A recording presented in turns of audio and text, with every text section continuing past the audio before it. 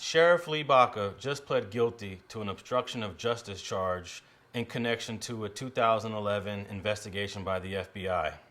Now, for the last 5 years, Lee Baca has been denying any wrongdoing in this matter when, in 2013, the FBI decided to indict 18 LA County Sheriff Deputies.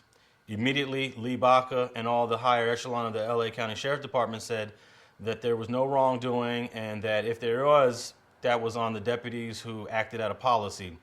But it turns out not only did Lee Baca know what was going on in the LA County jail with these deputies, he signed off on it. So what did he sign off on? Let's talk about that. What did he sign off on? An inmate working as an informant for the FBI bribed a deputy to smuggle a cell phone into the jail. Deputies were also indicted for beating inmates. Gabriel Carrillo, who showed me pictures of his injured face in 2013, won a suit against the department. For too long, the powers that be in Los Angeles just acted as if there wasn't a problem here because Lee Baca and other people in the Sheriff's Department was saying, trust us, there is no problem. Well, there was a massive problem. So in 2011, an inmate in the LA County jail named Anthony Brown made complaints about excessive force and police abuse in the LA County jail.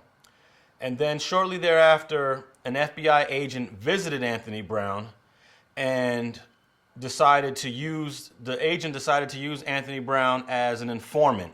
And in doing so, the agent, which happens to be a female, I think this is important to note, this female FBI agent slid Mr. Brown a cell phone and asked him to document any police abuses that was going on in the county jail. Quickly thereafter, deputies figured it out. Deputies figured out that he had a phone and he was documenting things that was going on in the jail. So the FBI agent, whose name is Leah Mark, she requested to see Anthony Brown, and the deputies started to play games with her. They said he's not here, he's in transportation, he's in another facility. So they made every excuse in the book to prevent the FBI agent from contacting Mr. Brown. I guess the deputies were a little scared because they knew that she was onto something and that Mr. Brown was going to expose a lot of inappropriate activity that was going on in the county jail. So Lee Baca and Paul Tanaka, second in charge, LA County Sheriff, ordered deputies to go visit the FBI agent at her house and intimidate her. At the center of the case is this undercover video. Two sheriff's deputies approaching an FBI special agent seen in the blue shirt. I'm in the process of swearing out a declaration for an arrest warrant for you. Federal investigators say the deputies were trying to intimidate the agent under orders from former Sheriff Lee Baca, who, according to the complaint, instructed sergeants to do everything but put handcuffs on her. They said if she continues to meddle into any investigation at the county jail, that they, the sheriffs, were going to arrest her, the FBI. Now, of course, any common sense person knows that that's not going to happen ever. But the fact that they even tried that and attempted it is ridiculous. So that's what started this entire investigation now that went from investigating the abuse inside the county jail. Now it went to investigating these sheriff's deputies. I believe that the FBI agent, Leah Mark, if she wasn't a female, maybe the LA County Sheriff Department would have looked at this agent differently. We have to believe that there's some gender discrimination going on within the department for them to believe that they could threaten a female FBI agent. That clearly didn't work, but the mentality and the culture of an organization to even attempt that suggests that there's some sort of gender issues going on here. So that was in 2011. Fast forward to 2013, the FBI, the United States Justice Department, indict 20 sheriff's deputies in connection with the investigation that the FBI agent was doing with Mr. Brown. And since then, several deputies have already pled guilty. A couple of them have already been found guilty through trial, and they're already starting to serve their jail time. This will be worse than the LAPD Rampart scandal from the 1990s. We already have Fernando Luviano sentenced to 7 years, Susie Ayala sentenced to 6 years, Eric Gonzalez, who was a sergeant, sentenced to 8 years. We have two other agents, Mr. Womack and Mr. Zugi Moji, that pled guilty, and they've started serving their time. Joey Aguiar was just found guilty in January of 2016. Mariano Ramirez was found guilty also in 2016, and they await to be sentenced. So right now we're talking about perhaps up to 40 years combined that these sheriff deputies have been sentenced to, and this is going to exceed the number of years that everyone in Rampart served when this case is completed. But it doesn't end there. I would say this is more concerning than what we found in Rampart back in the late 1990s, early 2000s, because there wasn't the chief of police or the assistant chiefs were not ordering Rampart officers to do all of these ridiculous activities. Now let's talk about Paul Tanaka for a moment, because this is a guy who's second in charge in the LA County Sheriff Department, but he's also a 3-term mayor in the city of Gardena. This guy actually has 2 city jobs, two official jobs, and he is probably the most beloved resident of Gardena. If you go to Gardena and talk to anyone there about Paul Tanaka, they love Paul Tanaka. In fact, people on the city council say Paul Tanaka is one of the nicest and respectful persons that they've ever met. And he probably is, but Paul Tanaka has a history. Back in the 80s, Paul Tanaka was part of the Vikings gang. We're going to call the Vikings a gang.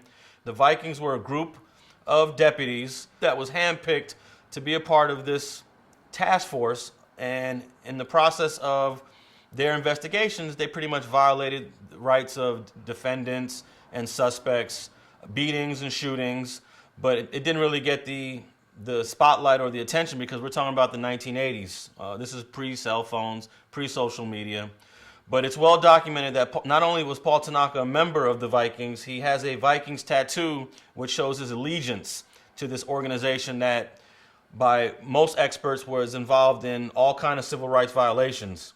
Now, when Paul Tanaka was indicted, he did step down from his job in Gardena.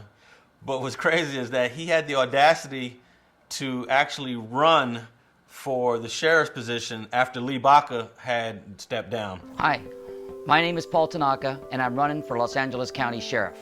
I'm a 33-year veteran of law enforcement with a proven track record for fighting crime on the streets to make your community safer. And he is going on trial this year for allegations connected to what's been going on in LA County Jail. Now, this also brings up, why has the District Attorney of Los Angeles done absolutely nothing about this? And I would argue that Jackie Lacey and the Los Angeles District Attorney's Office is part of the cover-up, because they were completely aware of what was going on in the LA County Jail, but they never decided to charge any deputy or indict any deputy.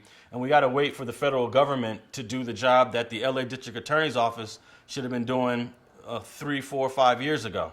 I think it's huge that Lee Baca is pleading guilty to this obstruction of justice charge, but also at the same time, he is getting a sweetheart deal that the other deputies are not getting. Lee Baca is not going to be going to prison for 7 years. He's not going to lose his pension, and he's only pleading guilty to 1 charge, when in fact he was the overseer of what all these other deputies did. So if you have a deputy like Eric Gonzalez that's sentenced to 8 years for what he was doing under the order of Lee Baca, shouldn't Lee Baca be sentenced to the same type of penalties? Now, I understand some of the reasoning behind the Justice Department not wanting to pursue complete charges against Lee Baca, because they don't want to undermine the institution of the LA County Sheriff Department. They also don't want to undermine the job that the new sheriff has to do, Jim McDonald.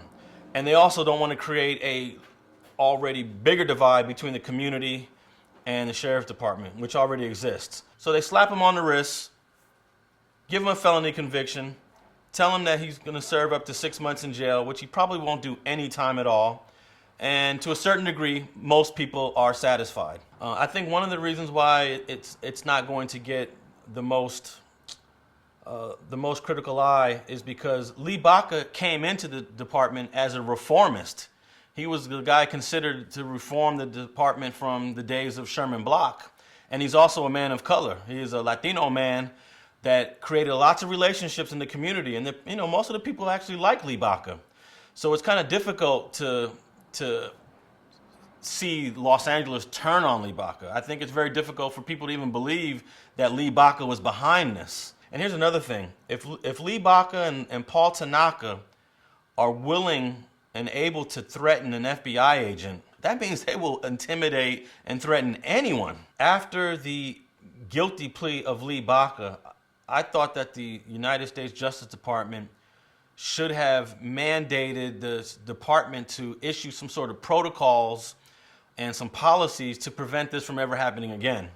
It doesn't seem that right now the LA County Sheriff Department is under any sort of consent decree or under any obligations to fulfill from the federal government. So to a certain degree, we could argue that nothing's changed really, and life goes on in the LA County Sheriff Department.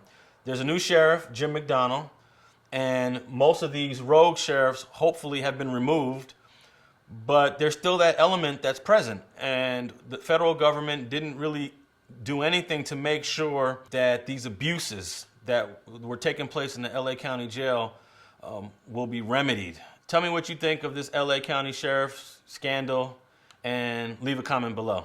Thank you.